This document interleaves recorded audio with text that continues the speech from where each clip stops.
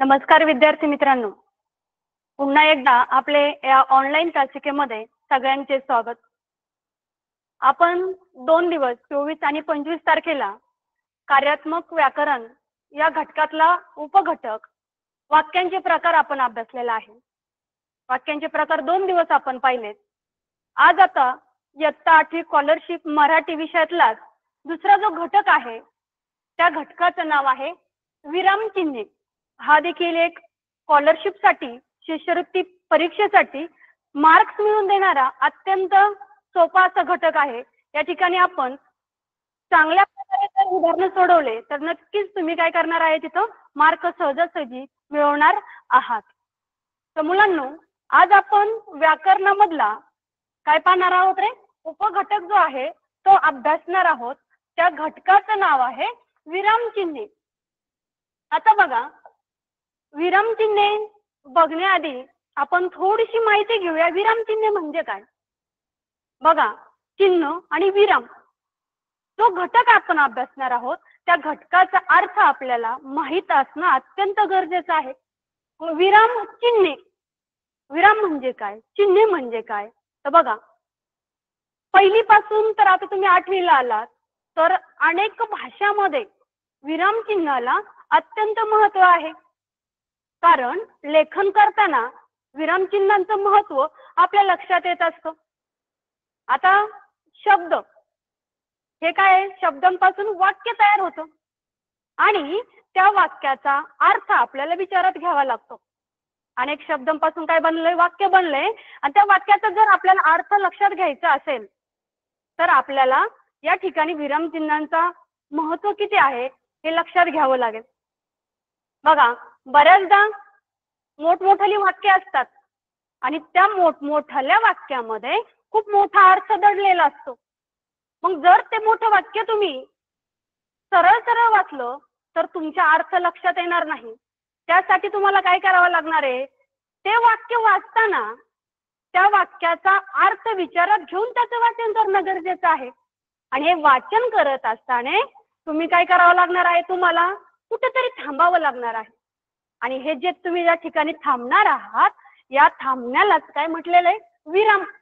विराम म्हणजे काय, थांबणे. आता बघा, तुम्ही थांबलात, विराम दिलाय, परंतु बघा तुम्ही बोलते, तुमच्याशी बोलते, मी बोलत असताना काय दिसतं रे, माझ्या चेहऱ्यावर हावभाव दिसतात, बरोबर ना? बोलत असताना माझ्या आवाजात काय चढ उतार आहे, त्यामुळे मी काय बोलते हे तुम्हाला लगेच समजतंय. पण विचार करा, हेच जे विचार आहेत मी हावभावाद्वारे व्यक्त केलेत, तसेच चढ उतार आवाजातील चढ उताराने व्यक्त केलेत.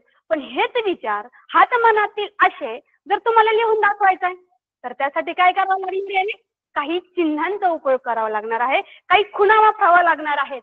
म्हणजे चिन्ह जे वापरले आहात तुम्ही त्यांनी तुम्हाला काय करणार आहे, त्या लेखनाला महत्त्व प्राप्त होणार आहे, त्या लेखनाला एक प्रकारचा अर्थ येणार आहे.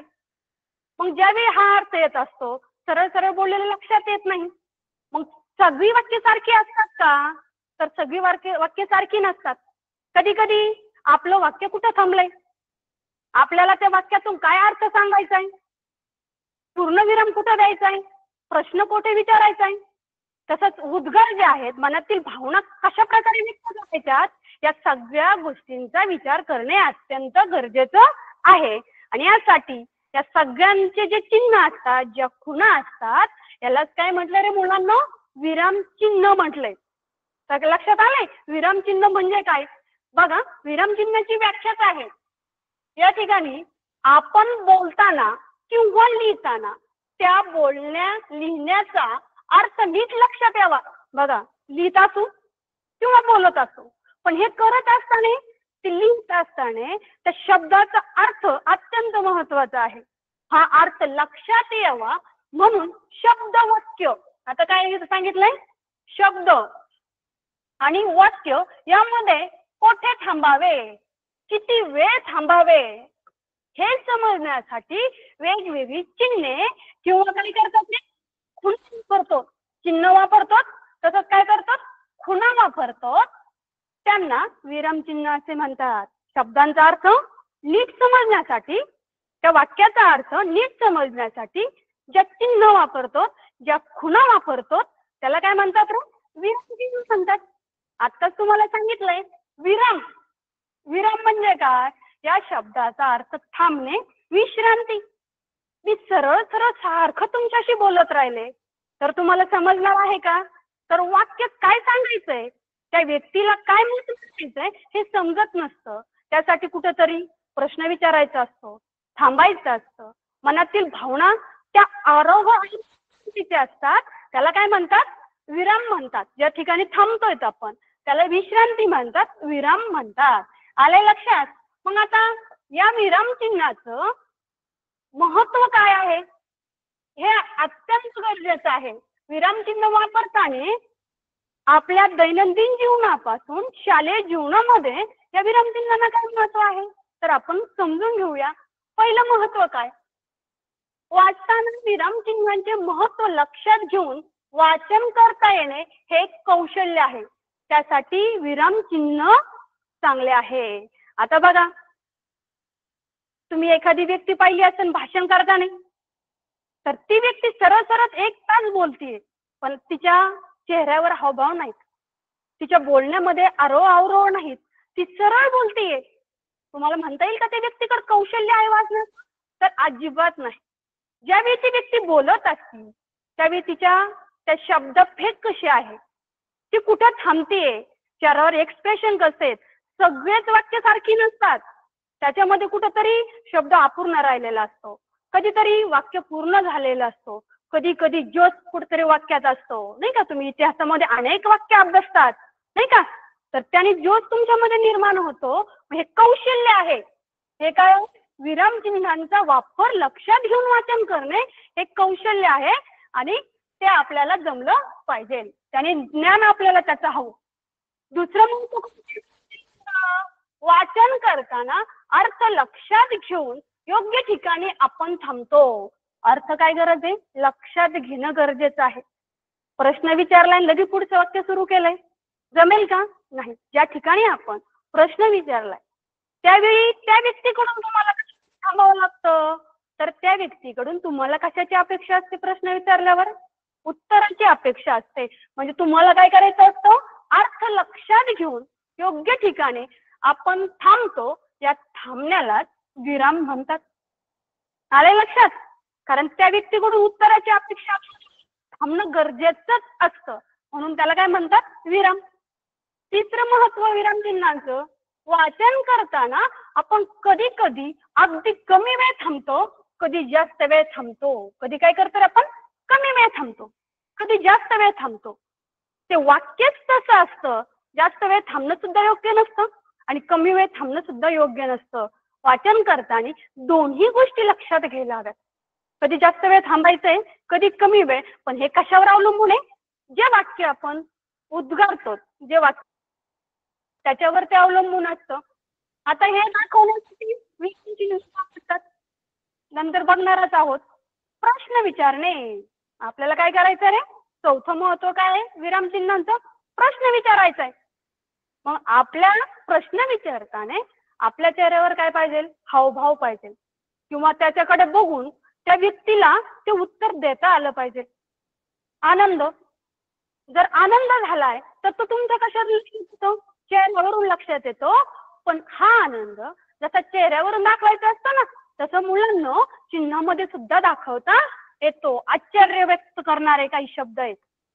त्या आश्चर्य व्यक्त करणाऱ्या शब्दांसाठी सुद्धा काही चिन्ह आहेत, ज्या काही खुणा आहेत त्या आपण लेखनात वापरल्या तर भाषा कशी बनते? परिणामकारक बनते, डौलदार बनते. यासाठी आपण वेगवेगळ्या विराम चिन्हाचा उपयोग करत असतो. पुढे तर बघणार आहे, पण महत्व लक्षात घेणं गरजेचं आहे. वेगवेगळी विराम चिन्ह कोणती आहेत, कशी आहेत ते आपण बघणं गरजेचं आहे. बघा, पाचवं महत्व विराम चिन्हाचं, वाचन करायचे असो की लेखन आपल्याला विराम चिन्हांचे चांगले ज्ञान असणे गरजेचं आहे. बघा, वाचन करताना किंवा लेखन करताना काय करणं गरजेचं आहे रे? चांगलं ज्ञान असणं गरजेचं आहे. कधी कुठेही प्रश्न विचारून जमेल का? एखादं वाक्य पूर्ण झालं आणि तिथं प्रश्नचिन्ह दिलंय, कधीतरी आपल्या मनातील उद्गार काढलेले आहेत, अरे बाप रे, आणि तिथं पूर्णविराम देऊन जमेल का? नाही.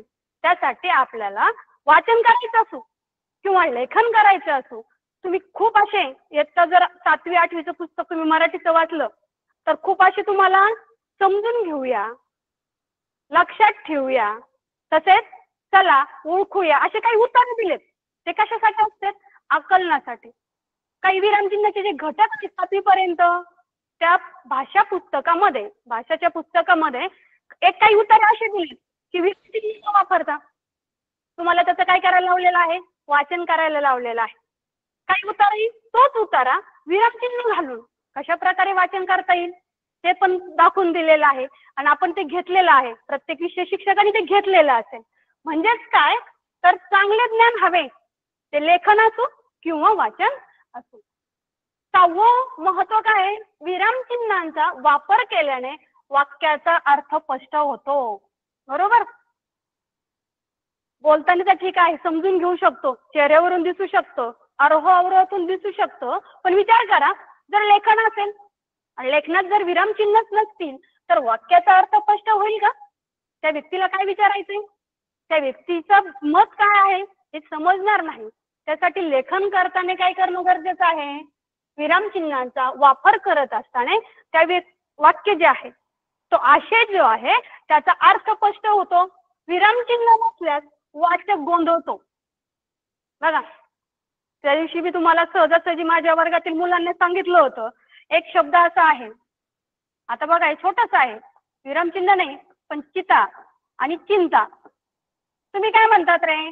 सहजासहजी बोलतात काय, एक तर साधा टिंब आहे, एक तर साधा पूर्णविराम आहे, पण चिता आणि चिंता जर हे दोन शब्द तुम्ही बघितले तर पूर्णपणे या दोन्ही शब्दांचा अर्थ कसा होतो? लगेच भिन्न होतो.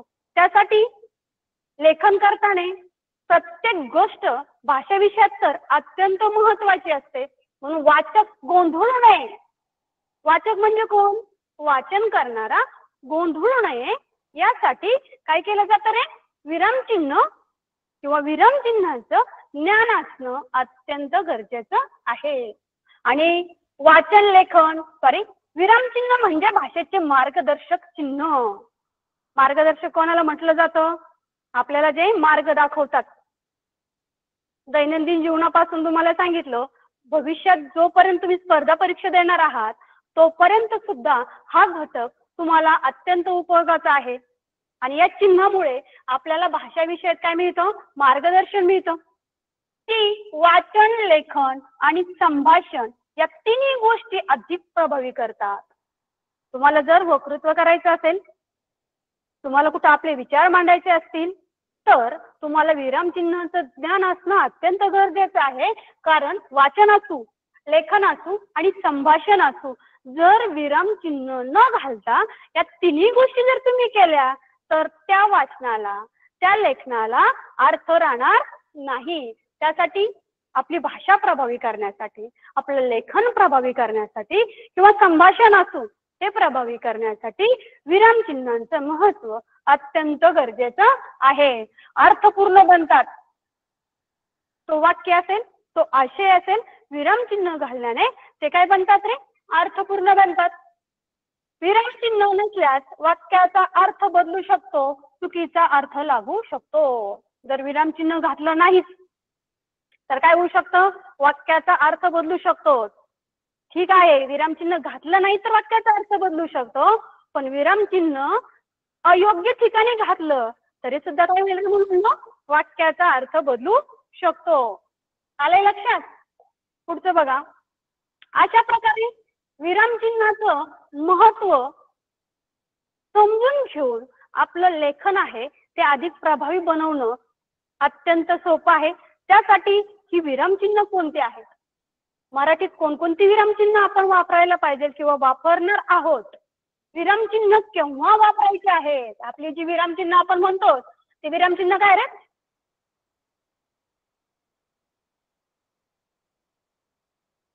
चिन्ह आहेत आणि विरामचिन्हांची उदाहरण डोळ्यासमोर आलं की आपल्याला लगेच लक्षात यायला पाहिजे हे विरामचिन्ह कुठे घालायचे, कधी घालायचे आणि ते वाक्य कशा प्रकारे प्रभावी बनवायचे. म्हणजे विरामचिन्ह हा घटक अभ्यासताना या 3 गोष्टी अत्यंत लक्ष देऊन बारकाईने अभ्यासणं गरजेचं आहे. कोणकोणत्या 3 गोष्टी आहेत? तर मराठीत कोणकोणती विरामचिन्ह आहेत, विरामचिन्ह केव्हा वापरतात आणि विरामचिन्हांची उदाहरणे आपण या घटकात अभ्यासणार आहोत. तर विरामचिन्ह जे पहिलं आहे त्या विरामचिन्ह हे चिन्ह जे आहे केव्हा वापरतात, या विरामचिन्हाचं आपल्या लेखनामध्ये कशा प्रकारे महत्व आहे ते आपण पाहूया. पहिलं विरामचिन्ह आहे आपलं पूर्णविराम. बघा, त्या शब्दातच त्याचा अर्थ दडलेला आहे, पूर्णविराम. पूर्ण म्हणजे काय रे? या ठिकाणी दाखवलं तुम्हाला चिन्ह नाही का, थांबले. व्याख्या बघा त्याची काय आहे. या चिन्हाचा उपयोग वाक्य किंवा विधान पूर्ण झाले आहे, वाक्य संपले आहे हे दाखवण्यासाठी वापरतात. पूर्णविराम हे चिन्ह कधी वापरतात? आपलं वाक्य असेल, आपलं विधान असेल. विधान म्हणजे काय? आपण बोललेलं वाक्य.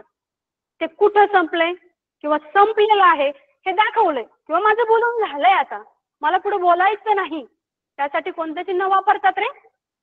उपयोग विधान पूर्ण झालं, तसंच वाक्य संपलं. आपण जे विधान करणार आहोत, जे वाक्य आपण बोलणार आहोत, जे वाक्य आपण लिहिणार आहोत ते आपलं पूर्ण झालंय, ते आपलं विधान संपलंय.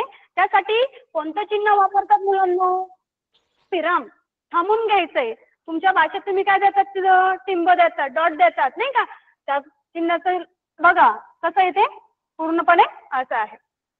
सगळ्यांनी नीट लक्ष द्यायचंय. आता या पाहूया. तुम्ही नेहमीच ते वापरतात, बोलतात, पण तुम्हाला पण लक्षात आलं पाहिजे काही उदाहरणाच्या साहाय्याने पूर्णविराम म्हणजे काय आपण बघूया. आता या ठिकाणी पहिलं वाक्य आहे, राधिका मुंबईला गेली. वाक्यात काय आहे? राधिका नावाची मुलगी आहे. मी म्हटलंय राधिका मुंबईला गेली. काय झालंय? माझं वाक्य संपलंय. माझी विधान जे आहे त्या ठिकाणी थांबले मी, म्हणून कोणतं चिन्ह दिलेलं आहे? गेली. या शब्दाने हे विधान पूर्ण झालेलं आहे. सोनालीचे अक्षर सुंदर आहे. सोनाली नावाची जी मुलगी आहे तिचं अक्षर कसं आहे? सुंदर आहे. मी तुम्हाला सांगितलंय किंवा इतरांना सांगितलंय, माझ्या वर्गातली जी सोनाली नावाची मुलगी आहे ना, तिचं अक्षर कसं आहे रे? सुंदर आहे. आहे. या ठिकाणी काय झालं? वाक्य संपलंय माझं, आणि ते विधान पूर्ण झाल्यामुळे ज्या ठिकाणी मी थांबले त्या ठिकाणी कोणतं चिन्ह दिलंय? पूर्ण विराम. आज शाळेत शिक्षक दिन साजरा करण्यात आला. दिवसभरात जी घटना घडली, मी घरी आल्यावर कोणाला तरी सांगितलं, आज माझ्या शाळेत काय झालं? शिक्षक दिन साजरा झाला. माझं वाक्य काय झालंय? या ठिकाणी संपलंय. म्हणजे मी या ठिकाणी काय झालंय? विधान माझं काय झालेलं आहे? पूर्ण झालेलं आहे. आणि विधान पूर्ण झाल्यामुळे मी वाक्याच्या शेवटी काय दिलंय रे? पूर्णविराम. थांबले, पूर्णविराम देऊन टाकला, वाक्य त्या ठिकाणी मी संपवलेलं आहे. मी दररोज व्यायाम करतो झाल्यावर व्यायाम करण्याची क्रिया संपलेली आहे. मी पुस्तक वाचते, पुस्तक वाचत आहे ती. आता बघा, या ठिकाणी 5 उदाहरण संपलंय, परंतु या ठिकाणी काही तुम्हाला नवीन शब्द दिसतात. बघा, डॉक्टर, स्त्री असेल, आदरणीय, माननीय, म्हणजे अजून कधी वापरतात नाही ते चिन्ह? पूर्णविराम आद्य अक्षरापुढे. कधी वापरतात? आद्य अक्षरापुढे. एखादा शब्द आहे, आद्य अक्षर, सुरुवातीचं अक्षर. या ठिकाणी काय आहे? आद्य अक्षर. डॉक्टर हा शब्द आहे. कोणता शब्द आहे? डॉक्टर. पण डॉक्टर शब्द काय करायचा? तुम्ही काय लिहू शकतात? डॉक्टर असं लिहू शकतात. म्हणजे आद्य अक्षर, पहिलं जे अक्षर आहे त्या ठिकाणी वापरतात. आता तुम्ही लेखन करत असताना एक नेहमी लिहितात, काय लिहितात शब्द? उदाहरण. उदाहरण हा जर शब्द लिहिला, तुम्ही आता पूर्ण शब्द लिहित नाही. तुम्ही काय करतात? उदा काढतात आणि त्याचे कोणतं चिन्ह देतात? पूर्णविराम देतात. बघा, स्त्री, श्रीमती असेल, श्रीमान असेल. आदरणीय हा शब्द लिहित बसण्यापेक्षा तुम्ही आदरणीय हा शब्दाचा पहिलं अक्षर, आद्य अक्षर म्हणजे काय? पहिलं अक्षर, त्याच्या पुढे कोणतं चिन्ह दिलंय? पूर्णविराम. माननीय मोठा शब्द आहे, आपण पत्र लिहिताना वाटतो माननीय, नाही का? मग पूर्ण शब्द न लिहिता मा काढतो आणि टिंब देतो. आलंय लक्षात? पूर्णविराम वापरताना आपलं वाक्य ज्या ठिकाणी संपलंय, आपलं विधान ज्या ठिकाणी पूर्ण झालंय त्या ठिकाणी कोणतं चिन्ह देतात? पूर्णविराम. तसंच पूर्णविराम कधी वापरलं जातं? आद्य अक्षरापुढे पूर्णविराम हे चिन्ह वापरून आपलं शब्द असेल, अक्षर असेल दाखवलं जातं.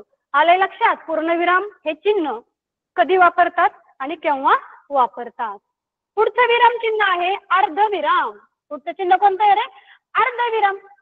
आता बघा, अर्धविराम हे चिन्ह दोन छोटी वाक्य, लक्ष द्यायचं, दोन छोटी वाक्य उभयान्वी अव्ययाने जोडतात तेव्हा अर्धविराम वापरतात.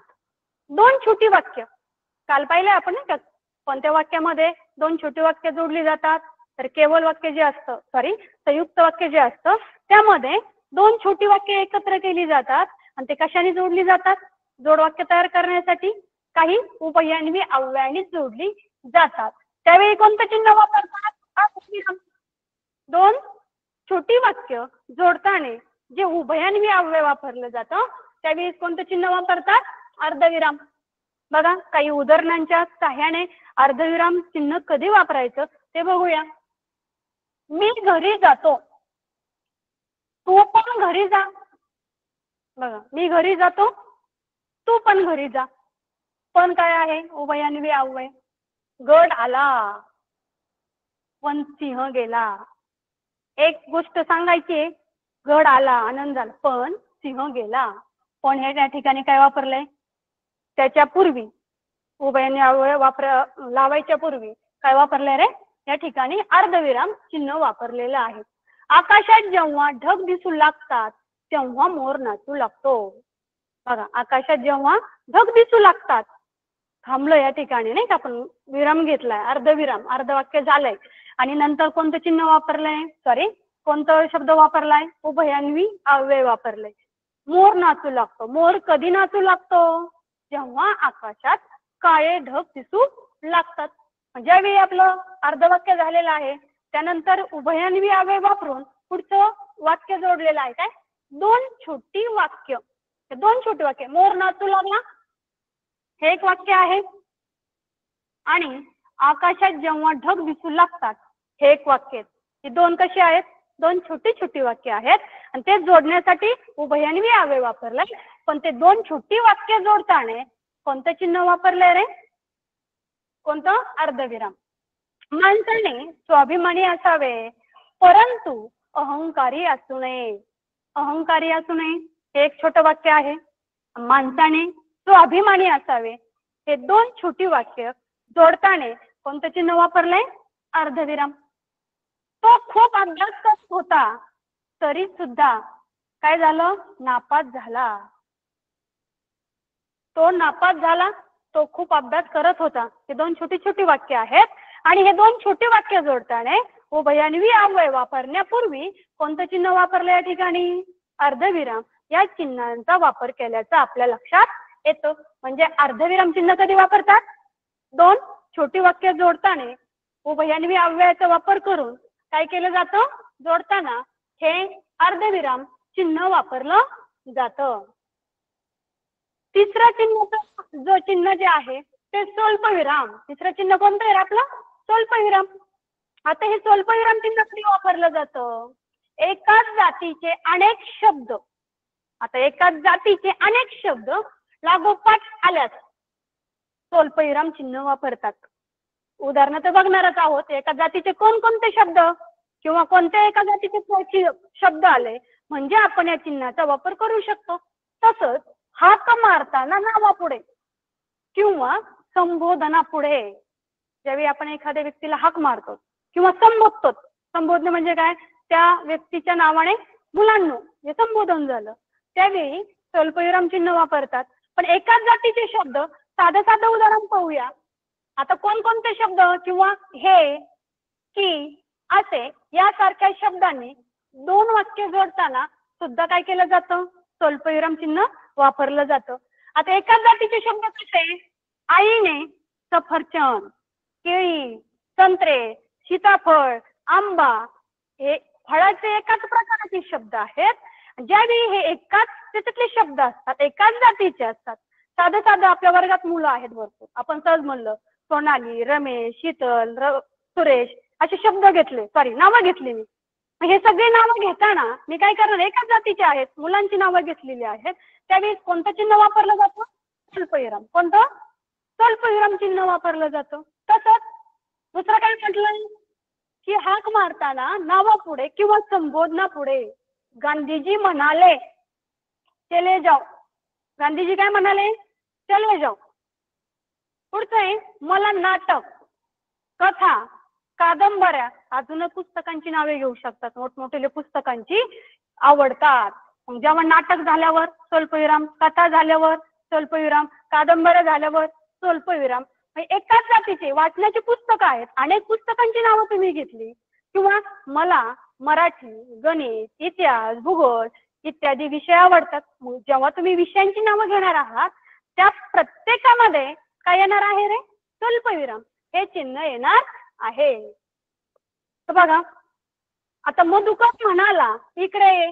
बघा आता तुम्ही काय म्हटले आता? हाक मारताना मधुकर म्हणाला इकडे ये. रमेश मध्ये जिद्द, आत्मविश्वास, चिकाटी. रमेशचे काय ते गुण आहेत, त्याच्यातले सगळे एकाच जातीचे शब्द मागे आलेत. आत्मविश्वास, जिद्द, चिकाटी, नम्रपणा असेल, प्रामाणिकपणा असेल, विविध त्यातले गुण जे आहेत ते दाखवताना कोणतं चिन्ह वापरलं या ठिकाणी? कोणतं? स्वल्पविराम. मुलांनो तुम्हाला आता सांगितलं ना संबोधताना, मुलांनो मैदानावर खेळायला चला. काय म्हटलं तुम्ही? मुलांनो. मुलांना लक्षात आले मैदानावर खेळायला चला. तसेच हे की असे यासारख्या शब्दांनी सुद्धा दोन वाक्य जोडताना स्वल्पविराम वापरतात. बघा आता मनीषाला वाटले की सर्वांनी वाढदिवसाला यावे. हे की यासारखे जे दोन वाक्य जोडले जातात त्यावेळी सुद्धा कोणते चिन्ह वापरतात? मनीषाला वाटले, तिला वाटले, आणि त्या ठिकाणी कोणतं चिन्ह दिले? स्वल्पविराम. की सर्वांनी कुठे यावं? माझ्या वाढदिवसाला यावं. अशा प्रकारे स्वल्पविराम हे चिन्ह जे आहे ते अत्यंत काळजीपूर्वक वापरणं गरजेचं आहे. पुढचं चिन्ह जे आहे त्या चिन्हाचं नाव आहे अपूर्ण विराम. बघा वाक्याच्या शेवटी तपशील द्यावायचा असल्यास अपूर्ण विराम वापरतात. वाक्याच्या शेवटी आपलं वाक्य बोलायचंय आपल्याला काहीतरी आणि पुढे सांगायचंय काहीतरी आपल्याला, त्यावेळी तपशील द्यायचा आहे आपल्याला, त्यावेळी कोणतं चिन्ह वापरलं जातं? अपूर्ण विराम. आता उदाहरणार्थ दिले पर्यावरणाचे घटक. मग कोणकोणते घटक आहेत ते तुम्ही सांगू शकतात. दुसरं उदाहरण आहे SSC परीक्षा उत्तीर्ण मुले. 10वी परीक्षेमध्ये कोणकोणती मुले उत्तीर्ण झाली? आतावरचं चिन्ह पाहिलंय आपण बघा या ठिकाणी, नाही का? म्हणजे दोन चिन्ह तर या ठिकाणी परत बघितलेले चालेल. म्हणजे विरामचिन्हांचं महत्व अत्यंत महत्व आहे. विरामचिन्हांना ते लक्षात घेतलं पाहिजे. बघा SSC परीक्षेत उत्तीर्ण मुले आणि कोणतं चिन्ह वापरलंय? अपूर्ण विराम चिन्ह वापरलंय. मग कोणकोणती मुले उत्तीर्ण झाली? तर सोनाली, सोहम, राम, दिशा, सोनाली, आज दुसरे कोणती मुलं असू शकतात त्यांची यादी आपल्याला द्यायची, त्यांचा तपशील आपल्याला द्यायचा आहे. त्यावेळी कोणतं चिन्ह वापरलं जातं? अपूर्ण विराम. मैदानी खेळांची नावे. आता मैदानी खेळ भरपूर आहेत, मी या ठिकाणी सध्याला 1-2 टाकलीच फक्त. मग तुम्ही काय करू शकतात? मैदानी खेळांची नावे कोणकोणती आहेत मग ती सांगायची तुम्हाला. त्या मैदानी खेळांच्या नावांचा तपशील तुम्हाला द्यायचा आहे. म्हणजे काय करायचंय? वाक्याच्या शेवटी तपशील देताना मग खो खो, कबड्डी, हॉकी, क्रिकेट कित्येक खेळांची नावं तुम्हाला काय करता येतील? पुढं देता येतील. आलंय लक्षात? अपूर्ण विराम हे चिन्ह कधी वापरतात रे?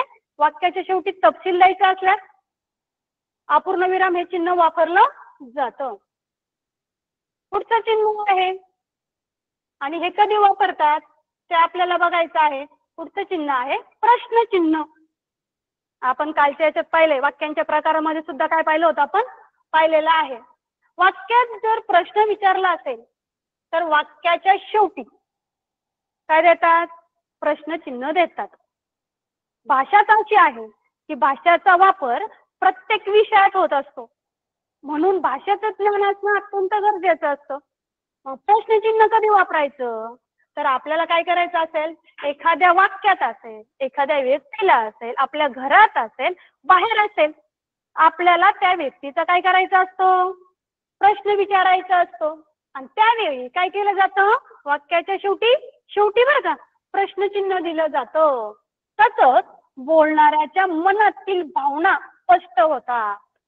मग आता एखाद्या व्यक्तीला आपण प्रश्न विचारलाय म्हणजे ती व्यक्ती आपल्याला काय देणार आहे, उत्तर देणार आहे. आणि त्या आपल्या प्रश्नामुळे त्या व्यक्तीच्या भावना आपल्याला समजणार आहेत. भावना म्हणजे काय, मनातील त्या व्यक्तीचे विचार आपल्याला समजणार आहेत.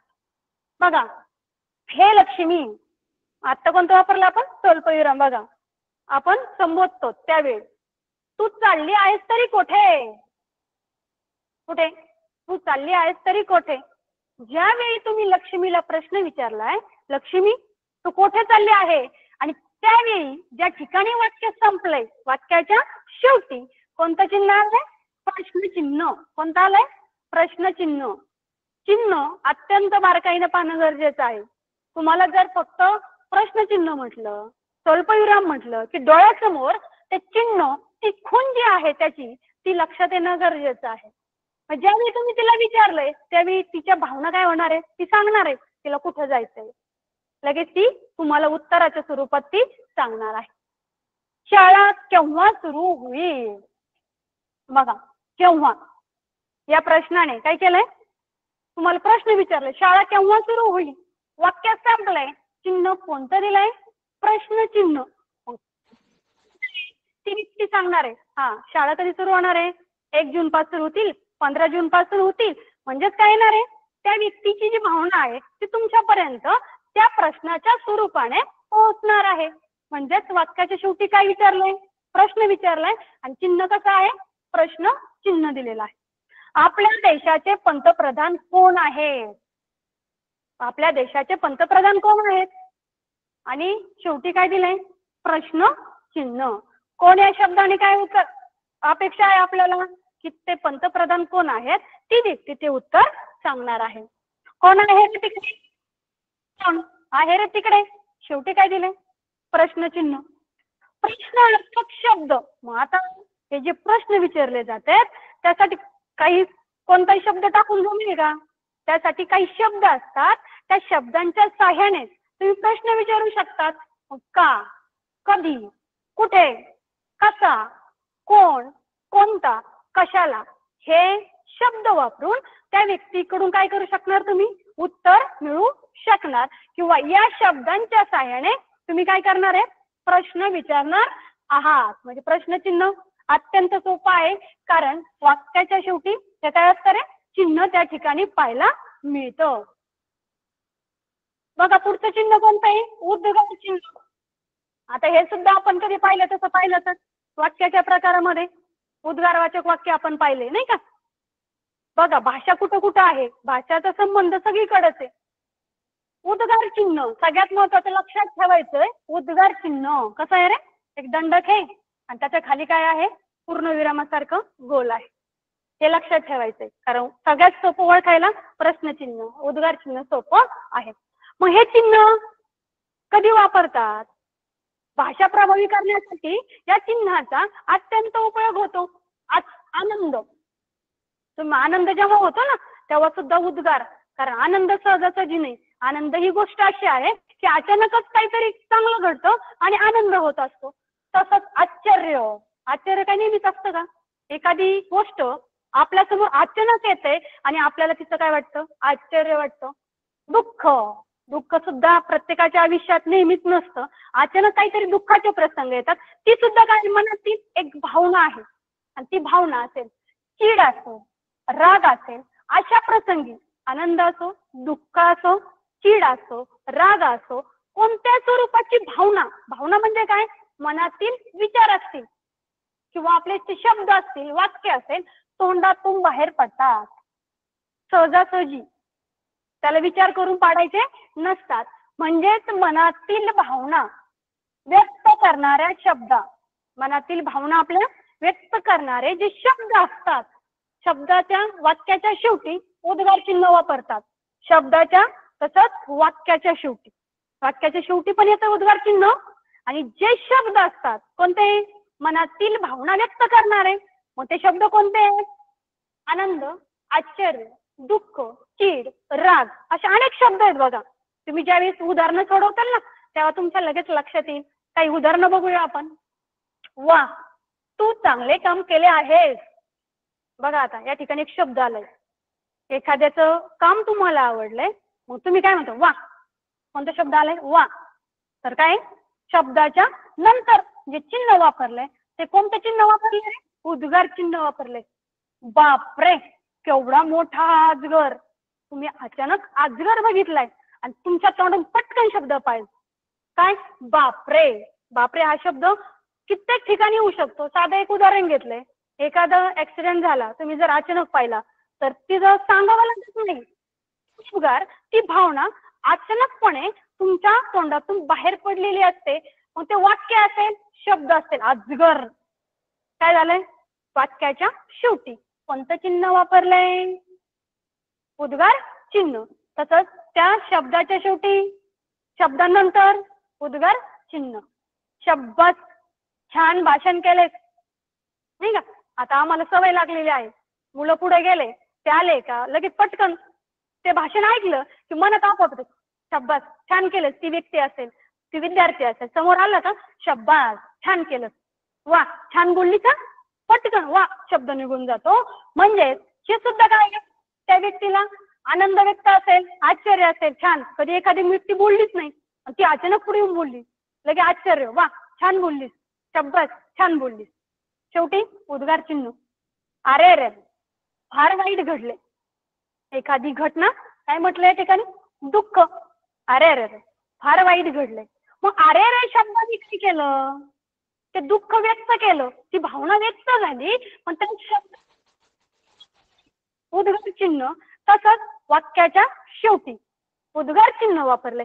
म्हणजे उद्गार चिन्हाचा वापर आपण कोणत्या प्रसंगी करू शकतो? तर आपण व्याख्या पाहिले तर लगेच लक्षात येणार, हे ज्या घटना घडतात किंवा आपले उद्गार जे बाहेर पडतात त्यावेळी कोणतं चिन्ह वापरलं जातं? उद्गार चिन्ह वापरलं जातं. आता अवतरण चिन्ह. आता अवतरण चिन्हामध्ये दोन अवतरण चिन्ह आहेत, ते आपण बघणार आहोत. प्रथमतः आपण कोणतं चिन्ह पाहू? एकेरी अवतरण चिन्ह. आता एकेरी अवतरण चिन्हाचं खूण कशी आहे बघा. काय इथं लक्षात द्यायचं, एकेरी अवतरण चिन्हाची खूण कशी आहे? अशी आहे, नाही का? लक्षात घ्यायचंय. दिसतंय सगळ्यांना? हा. तर बघा, वाक्यातील महत्त्वाचे शब्द, ज्यावेळी आपण एखादं वाक्य वाचतो ना किंवा एखादा आशय व्यक्त करतो, वाचतो, लिहितो, त्यावेळी त्यातला एखादा तो आहे, त्या शब्दावर तुम्हाला फोकस करायचा आहे. तसंच वाक्यांश, एखादं वाक्य सुद्धा असं असतं नाही का, कोटेशन म्हणतात तुम्ही त्याला, निबंध लिहिताना घालतात नाही का, भाषण करताना वापरतात. मग त्यावेळी कोणतं चिन्ह वापरतात? एकेरी अवतरण चिन्ह. तो शब्द असेल, एखादं वाक्य असेल, तेव्हा कोणतं अवतरण चिन्ह वापरतात? एकेरी अवतरण चिन्ह. एखाद्या शब्दावर जोर देताना, दुसऱ्याचे मूळ सांगताना काय केलं? आपल्या एखाद्या शब्दावर जोर द्यायचा आहे. गांधीजी म्हणाले चले जाओ, चले जाओ, या शब्दावर, त्या वाक्यावर काय दिलाय? जोर दिलेला आहे, नाही का? तर कोणतं चिन्ह वापरतात तुम्हाला? एकेरी अवतरण चिन्ह. बघा उदाहरण बघूया. गुरुजी म्हणाले. आता तुम्हाला बघितलंय, एखाद्या व्यक्तीने आपलं मत मांडले, ते मत संपल्यावर काय केलं जातं? स्वल्पविराम. अति हुशार म्हणाले. गुरुजी तुला अति हुशार म्हणाले. आपण काय केलंय? ऐकलंय आणि त्या मुलाला सांगतो, गुरुजी तुला काय म्हणाले? अति हुशार म्हणाले. सहजासहजी आपण त्याला टोमणं देऊन का बोलत असताना तर काय म्हणतात? गुरुजी काय म्हणाले तुला? अति हुशार म्हणाले. इथं काय दिलंय रे आपण त्या शब्दावर? काय दिलंय? जोर दिलाय. म्हणजे या ठिकाणी त्या शब्दाचं काय वापरलंय? एकेरी अवतरण चिन्ह वापरलंय. लक्षात आलंय आपल्याला. साने गुरुजींचा सुंदर पत्र या नावाने पत्रांचा संग्रह प्रसिद्ध आहे. साने गुरुजींची अनेक पत्र आहेत, आपण अभ्यासलेत. साने गुरुजींचं पुस्तक सुद्धा खूप सुंदर आहे, पण त्यामध्ये त्यांनी काही पत्रांचा जो संग्रह केलेला आहे त्या संग्रहाला नाव काय आहे? सुंदर पत्र. म्हणजे सुंदर शब्द अत्यंत महत्वाचा आहे. हा शब्द काय दिलाय? शब्दावर जोर दिलेला आहे. आणि हा शब्द जो आहे तो कशात दाखवलाय? एकेरी अवतरण चिन्ह. म्हणजे एकेरी अवतरण चिन्ह कधी वापरतात? शब्द किंवा वाक्यांचा असेल त्या चिन्हात दाखवला जातो. जोर देताना एखाद्या शब्दावर, जसा अति हुशार दाखवलाय तसं दुसऱ्याचं मत सांगताना कोणतं चिन्ह वापरतात रे? एकेरी अवतरण चिन्ह वापरतात. त्याचप्रमाणे एकेरी अवतरण चिन्हासारखंच दुसरं चिन्ह जे आहे ते कोणतं आहे? दुहेरी अवतरण चिन्ह. इथं फक्त एक असतं, त्याच्यात किती? दोन असतात, नाही का? ते लक्षात घ्यायचं चिन्ह कसं आहे? दुहेरी. बोलणाऱ्याच्या तोंडचे शब्द दाखवताना एखादी व्यक्ती बोलतीये आणि ती बोलत असताना तिच्या तोंडून बाहेर पडणारे शब्द कशात दाखवले जातात? दुहेरी अवतरण चिन्हात. मग आता या ठिकाणी उदाहरण बघा, सोपा आहे प्रकार. सूरज म्हणाला, सूरज हा एक व्यक्ती असू द्या, विद्यार्थी असू द्या, तो बोलतोय आणि तो बोलताना काय म्हणतोय? मी आत येऊ का? काय केलंय? बोलणाऱ्याच्या तोंडचे. कोण बोलतोय? सूरज. त्याच्यात शब्द दाखवताना मी आत येऊ का? कोणतं चिन्ह वापरलंय? प्रश्न तर विचारलाच, प्रश्नचिन्ह गरजेचंच आहे, कारण इथं पूर्ण विराम देऊन नाही, कारण प्रश्न विचारल्यावर आत येऊ का, हो किंवा नाही, नाही का? बघा एकाच एक किती चिन्ह येत चाललेत पुढं. मग उत्तराची अपेक्षा यस किंवा नो असेल, परंतु त्याच्यात तोंडचे शब्द मी आत येऊ का, त्यावेळी कोणतं चिन्ह वापरलंय? दुहेरी अवतरण चिन्ह. गुरुजी म्हणाले, स्वल्पविराम, मुलांनो उद्या शाळेला सुट्टी आहे बरं. गुरुजींच्या तोंडचं वाक्य काय आहे रे? मुलांनो उद्या शाळेला सुट्टी आहे बरं. उद्या कोणवार आहे? रविवार आहे. तुम्हाला सांगितलं नाही का, उद्या शाळेला सुट्टी आहे बरं. म्हणजे गुरुजींच्या तोंडचे शब्द, मुलांनो उद्या शाळेला सुट्टी आहे बरं, ते दाखवताना कोणतं चिन्ह वापरलं? दुहेरी अवतरण चिन्ह या ठिकाणी वापरलेलं पाहायला मिळतं. पुढचं चिन्ह जे आहे, 8वं चिन्ह आहे संयोग चिन्ह. आता त्या संयोग चिन्हाचा वापर आपण कधी करतो? दोन शब्द जोडताना. काही शब्द असे असतात की ते जोडावेच लागतात. हे जे दोन शब्द आहेत ते जोडायचे, त्यावेळी संयोग चिन्ह वापरतात. आता हे संयोग चिन्ह नीट बघून घ्या. त्याच्यात दोन चिन्ह आहेत, एक छोटा आहे एक मोठा आहे. छोटं जे आहे असं ते त्याला म्हणायचं संयोग चिन्ह. मग शुभ लाभ, आपल्या घरी काही पाटी असते नाही का, शुभ लाभ दोन वापरले जातात. हे दोन शब्द ज्यावेळी आपल्याला जोडायचे आहेत ते शब्द जोडताना कोणतं चिन्ह वापरलंय? संयोग चिन्ह. 2 3 संख्या आपण होतं 2 3 अंदाजे सांगतो तसं, ते दोन शब्द जोडताना संयोग चिन्ह वापरलंय. विद्यार्थी प्रतिनिधी, हे दोन शब्द विद्यार्थी आणि त्यांचं प्रतिनिधी, दोन संयोग चिन्ह वापरले.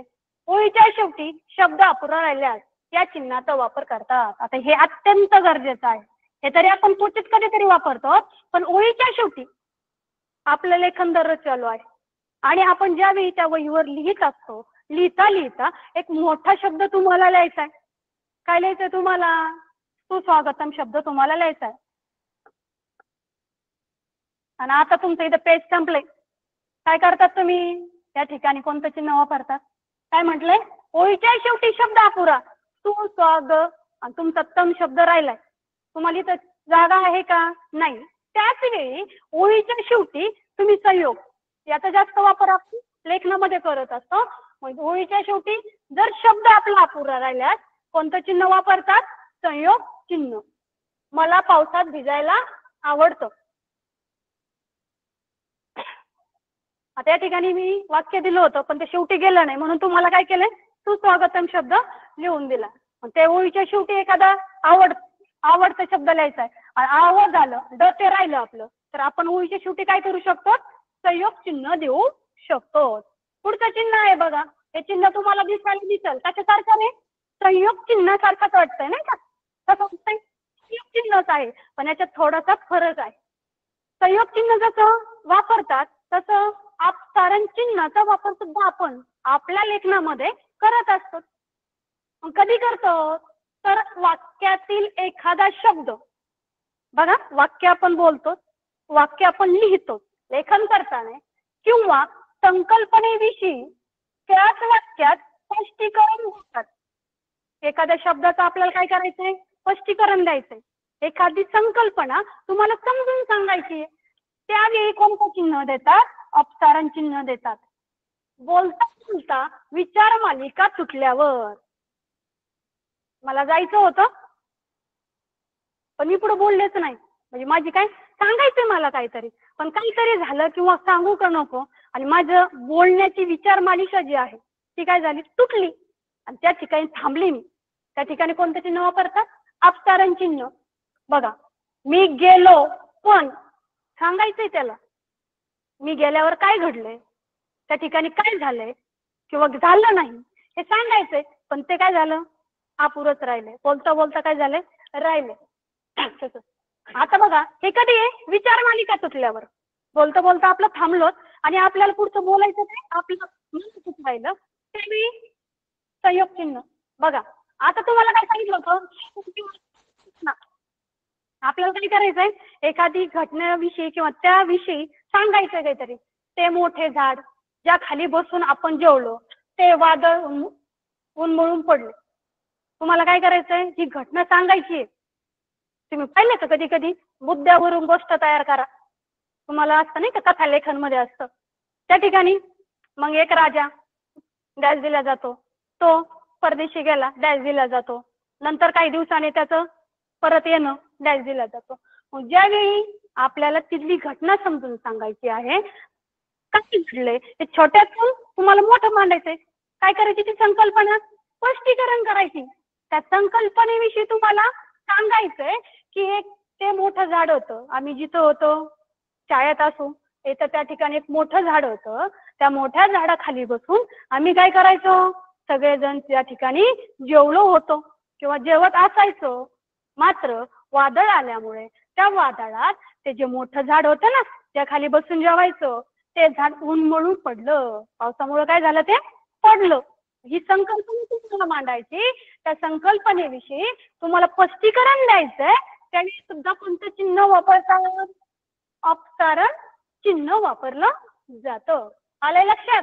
संयोग चिन्ह आणि अपसारण चिन्ह हे लक्षात घेणं अत्यंत गरजेचं आहे. आता बघा, काही चिन्ह अशी आहेत की तुम्हाला ते अभ्यासक्रमात सध्याला आहेत किंवा नसतील. आता अवग्रह चिन्ह आपला नाही का इंग्रजी मधलं लेटर असतं यस, त्यासारखं आहे हे. आता तुम्हाला याच्यात कधी कधी नाही जास्त, परंतु घेतलं एक दोन चिन्ह अशी आहेत की ते वापरतो आपण, परंतु त्याचा जास्तीत जास्त अभ्यासक्रमात तुम्ही समावेश करत नाहीत किंवा प्रश्न त्याच्यावर विचारले जात नाही, क्वचित विचारलेही जाऊ शकतात. एखाद्या शब्दातील विशिष्ट अक्षराचा उच्चार लांबट करायचा असल्यास त्या अक्षरापुढे अवग्रह चिन्ह वापरतात. अवग्रह चिन्ह कसं आहे, यस, इंग्रजी मधलं लेटर आहे ते. आता बघा, कधी एखाद्या शब्दाचा उच्चार, काही सगळे शब्द तुम्ही त्याला काय म्हणतात, ह्रस्व दीर्घ नाही का, काही शब्द पटकन बोलतात, पण काही शब्द तुम्ही त्याला सूर देतात, लांबवतात ते शब्द. म्हणजे शब्दाचा उच्चार तुम्ही आहात त्या शब्दांनंतर कोणतं चिन्ह वापरतात, अवग्रह चिन्ह. ते कसं आहे, यस मध्ये शू, कोणाचा आवाज नको. अचानक काय झालंय, वर्गात हे जास्त वापरलं जातं नाही का, असं म्हटलं जातं. तुम्ही लगेच शांत होतात, तुम्हाला समजतंय कोणीतरी आलंय आणि मॅडमनी सांगितलंय वर्गात आवाज नको. ज्यावेळी शू या शब्दाचा उच्चार कसा केला आहे, लांबट केलेला आहे. काय केलंय, या शब्दाचा उच्चार वाढवलाय, लांब झालाय, त्यावेळी कोणतं चिन्ह वापरलं, अवग्रह चिन्ह वापरलं जातो. आता बघा, घरात नाही का अहो, त्या व्यक्तीला आपण आवाज द्यायचे अहो, आणि मग लांबट होतो अहोचा उच्चार, त्या शब्दानंतर काय कोणतं चिन्ह वापरलं जातं, अवग्रह चिन्ह. लक्षात आलंय? अवग्रह चिन्ह कधी वापरलं जातं, शब्दातील एखादा विशिष्ट अक्षर असेल, त्या अक्षराचा उच्चार काय करायचा आपल्याला, लांब होतो, मोठा होतो, ह्रस्व दीर्घ होतो, त्यावेळेस कोणतं चिन्ह वापरतात, अवग्रह चिन्ह वापरतात. आता मुलांनो, आपण मराठी व्याकरणामध्ये कोणकोणती विराम चिन्ह, त्याच्यामध्ये अजून एक चिन्ह आहे बघा. तसं पाहिलं तर ते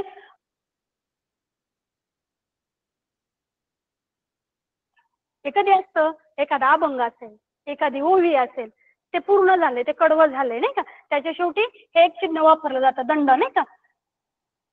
तर बघा, आता हे जे चिन्ह घेतलेत, कोणकोणते वापरले चिन्ह अभ्यासलेत आपण? पूर्णविराम असेल, प्रश्नचिन्ह असेल, उद्गार चिन्ह असेल, अपसरण चिन्ह असेल, एकेरी अवतरण चिन्ह, दुहेरी अवतरण चिन्ह, अवग्रह चिन्ह, अनेक चिन्ह आपले 9-10 प्रकार चिन्हांचे आपण अभ्यासले.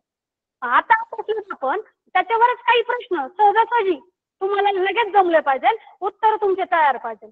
एक सर्वांसाठी प्रश्न घेतलाय मी. वाक्याच्या शेवटी तपशील द्यावायचा असल्यास कोणते चिन्ह वापरतात? आता काय गरजेचं पाठ आहे तुमच्या?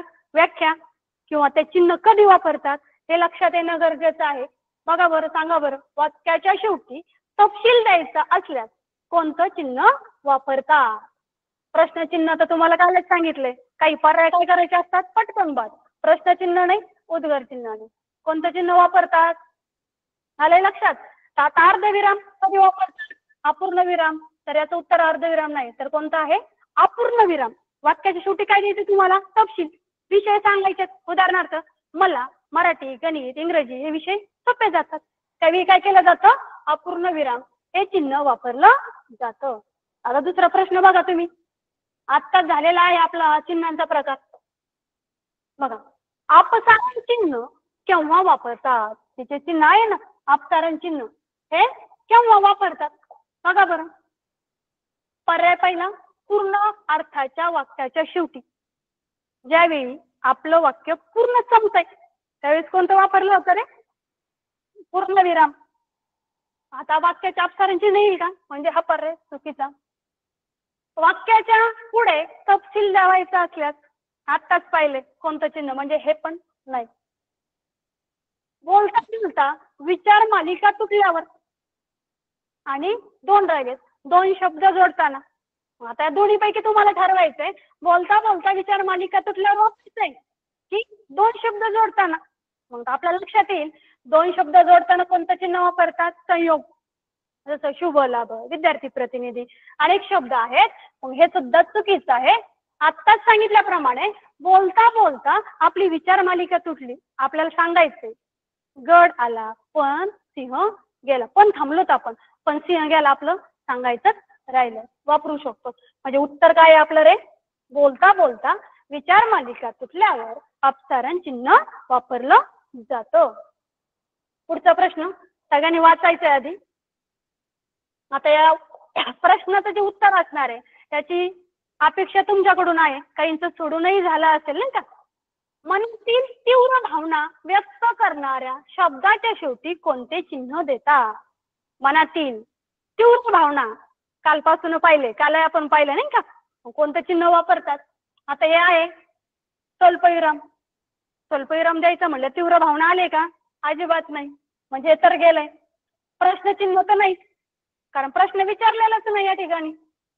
तसंच वाक्य संपलंय, बरोबर आहे. पण काय व्यक्त करणारा तीव्र भावना हा शब्द अत्यंत महत्वाचा आहे. म्हणजे पूर्णविराम पण येणार नाही. ज्यावेळी दुःख, आनंद, राग असेल, चिड असेल, काही पण असेल नाही का, ते अचानक व्यक्त ज्या शब्दाने होतात त्याच वेळी तीव्र भावना बाहेर पडत असतात. आणि ते कोणत्या चिन्हाने दाखवतात? उद्गार चिन्हाने. आपल्या उद्गार जे बाहेर पडलेले असतात त्या चिन्हाने आपल्या मनातील तीव्र भावना दाखवलेल्या असतात. म्हणजे याचं उत्तर काय आहे? मनातील तीव्र भावना व्यक्त करणाऱ्या शब्दाच्या शेवटी कोणतं चिन्ह येतं? उद्गार चिन्ह. चौथा प्रश्न बघा.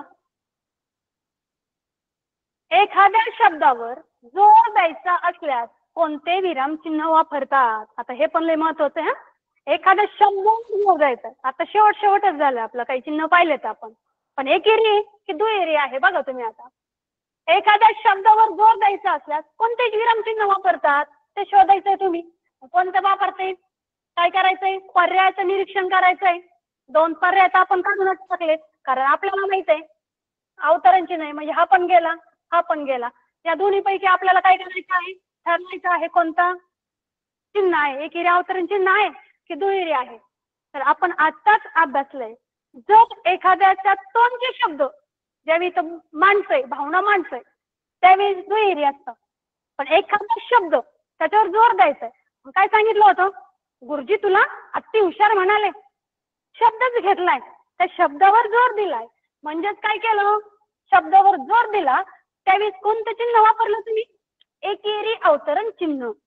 ज्यावेळेस काय केलं जातं, त्या वाक्यातील त्या आशयातील एखादा शब्द हायलाइट करतात तुम्ही. बऱ्याच मुलांना आता मी पाहते माझ्या वर्गातील मुलं, त्यांच्याकडे ते लायटरच आहे. हायलायटर काय त्यांनी काय करतात, ते महत्वाचा पॉइंट असेल तो हायलाइट करतात. तो महत्वाचा असतो, त्यातून आशय व्यक्त होत असतो. त्याचप्रमाणे त्या शब्दावर काय केलं जातं, फोकस केला जातो. त्यावेळी कोणतं चिन्ह वापरतात, एकेरी अवतरण चिन्ह. पुढचा प्रश्न बघा. अरे अरे फार वाईट झाले, या वाक्यात आलेले विराम चिन्ह ओळखा. आता प्रश्न वाचा. कालच्या याच्यात काही प्रश्न नाही घेतले, पण तुम्हाला इयत्ता 5वीला नाही पण 8वीला असं आहे, जवळजवळ 7-8 मार्काला असे प्रश्न विचारतात. 2 अचूक पर्याय निवडा. काय करायचंय तुम्हाला, 2 अचूक पर्याय निवडा. हे मात्र आहेच, तुम्हाला बरं का लक्षात ठेवायचंय. 2 अचूक पर्याय निवडा. आता बघा, अरे रे फार वाईट झाले, या वाक्यात आलेले विरामचिन्ह ओळखा. आता बघा, वाचावर वाक्य कोणतं चिन्ह येईल. आता स्वल्पविराम येईल का, कारण स्वल्पविराम कधी वापरलं जातं, एकाच जातीचे शब्द लागोपाठ आलेत. आहेत का इथे शब्द दिसतात, नाही म्हणजे पहिलं गेलं. बरं, प्रश्नचिन्ह आता कुठून जायचं, कधी कधी उत्तर कधी द्यायचं असतं, उत्तराकडे जायचं असतं. प्रश्नचिन्ह प्रश्न विचारला का, नाही म्हणजे 2 तर गेले, आता राहिले 2. तुम्हाला काय विचारलंय, 2 अचूक पर्याय निवडा. बघा आता, आता उद्गार चिन्ह कुठे येईल वाक्यात, मनातील तीव्र भावना किंवा भावना आपली कोणती, अरे रे फार वाईट झाले आणि वाक्य संपले तुमचं. अरे रे रे तीव्र भावना व्यक्त झाली म्हणजे उद्गार चिन्ह पण आलं आणि तुमचं वाक्य त्या ठिकाणी पूर्ण झालंय, संपलंय. म्हणून पूर्ण विराम सुद्धा काय झालंय, 2 चिन्ह वापरलेत. वाक्यात आलेले विराम चिन्ह ओळखा. एक आहे उद्गार चिन्ह, दुसरं आहे पूर्ण विराम. आले लक्षात. असे प्रश्न विचारले जातात आणि त्याचं उत्तर अतिशय काळजीपूर्वक मार्क न घालवता देणं गरजेचं असतं. बघा आता, वाक्याच्या शेवटी तपशील देताना, बघा वाक्याच्या शेवटी तपशील देताना शब्दाचा संक्षेप दाखवण्यासाठी आद्य अक्षरापुढे, प्रश्न चुकला होता वाचताना, बघा शब्दाचा संक्षेप दाखवण्यासाठी आद्य अक्षर सुरुवातीचं अक्षर, त्यावेळी कोणतं चिन्ह देतात, पूर्णविराम, अपूर्णविराम, अर्धविराम, स्वल्पविराम. शब्द कोणता सांगितला होता तुम्हाला, साधं घ्या, श्रीमान घेऊया तुम्ही, किंवा डॉक्टर किंवा प्रोफेसर, नाही का, अनेक शब्द आहेत असे. मग याचं काय करायचं, तुम्हाला संक्षेप शब्द पूर्ण लिहित बसायचं का, तर नाही. ज्यावेळी तुम्ही श्रीमान शब्द काढतात, तुम्ही काय करतात, स्त्री काढून चिन्ह देतात. बघायचं आता, डॉक्टर तुम्हाला संक्षेप रूपाने दाखवायला तर तुम्ही काय करतात, डॉक्टर काढून देतात. कोणतं चिन्ह वापरलं, बघा इथंच उत्तर भेटलं तुम्हाला. काही शब्द लक्षात ठेवले, आद्य अक्षर म्हटलं, सुरुवातीच्या अक्षरापुढे कोणतं चिन्ह वापरलं जातं, कोणतं चिन्ह आहे रे, अपूर्णविराम आहे का, नाही. स्वल्पविराम आहे का, नाही. अर्धविराम आहे का, नाही. ज्याचा कोणते, पूर्णविराम. पूर्णविराम देऊन त्या वाक्याचा काय केलं जातं, त्या शब्दाचा संक्षेप दाखवला जातो. म्हणजे आपलं उत्तर कोणतं आहे, संक्षेप दाखवण्यासाठी पूर्ण विराम. बघा आता, हा प्रश्न नीट वाचा. ओढा, नदीकाठ, माळरान, डोंगरदऱ्या, ओळ व झाडे झुडपे या सर्वांची जवळीक निर्माण करावी. आता हे जे वाक्य दिले बघा त्याच्यामध्ये, या वाक्यात किती वेळा स्वल्पविराम चिन्ह द्यावे लागेल. आता तुम्हाला काय केलंय, वाक्य दिलंय आणि तुम्हाला या वाक्यात स्वल्पविराम चिन्ह वापरायला लावलं.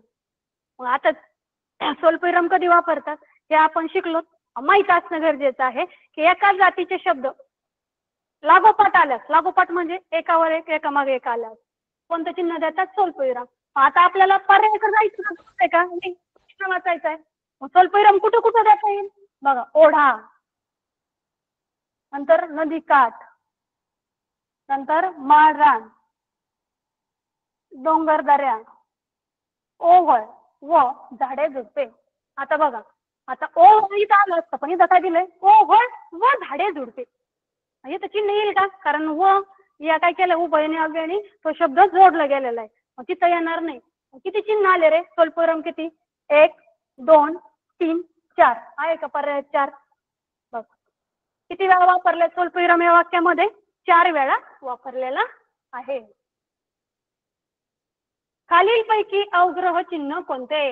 आता बघा चिन्ह दिलेत, कारण चिन्ह आपण पाहिले, चिन्हांचं आपण निरीक्षण केलंय आणि तुम्हाला काय सांगितलंय, अवग्रह चिन्ह कोणतं तुम्हाला त्याच सांगितलं. चिन्हांचं अतिशय बारकाईने निरीक्षण करायचंय, कारण चिन्ह जर कळलं तरच आपल्याला काय करणार आहे, ते चिन्ह कोणत्या प्रकारात मोडतंय ते लक्षात येणार आहे. अवग्रह चिन्ह कोणते बघा, आता हे किर्यावतरण चिन्ह, प्रश्नचिन्ह, अपूर्णविराम, म्हणजे ज्या शब्दाचा उच्चार लांबट केला जातो नाही का.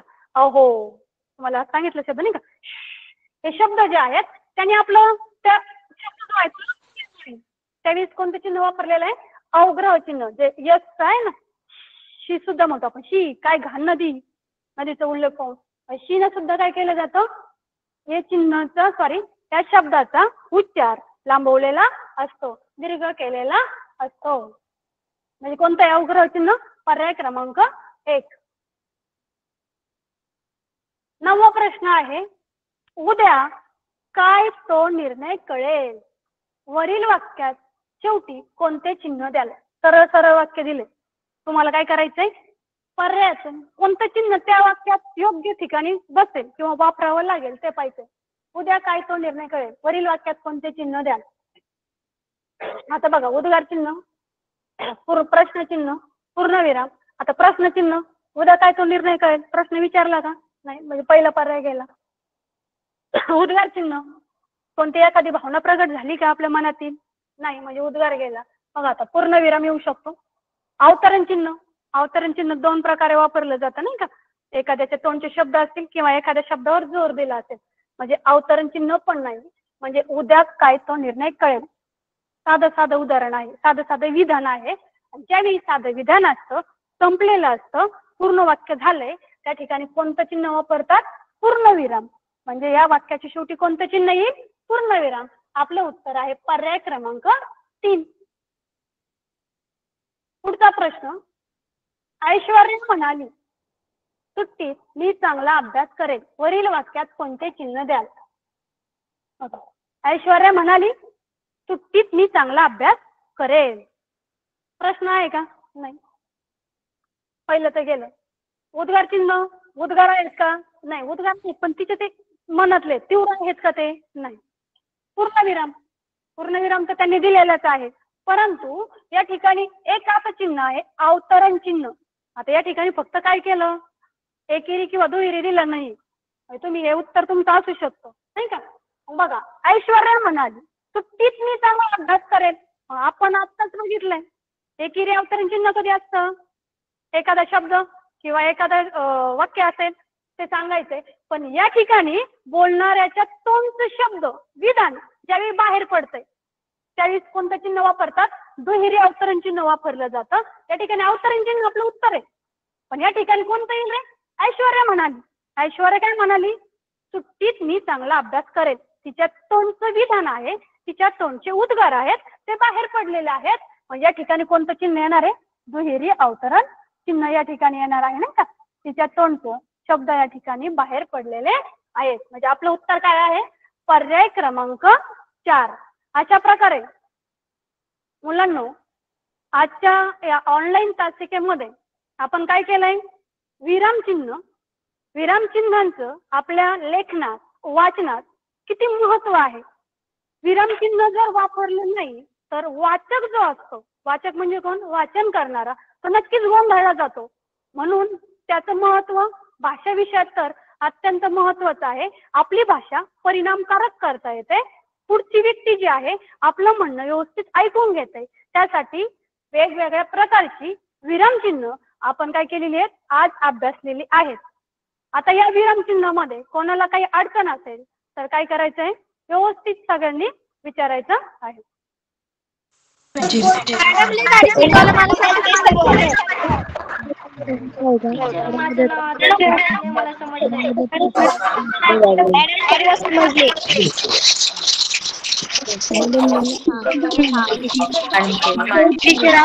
सगळं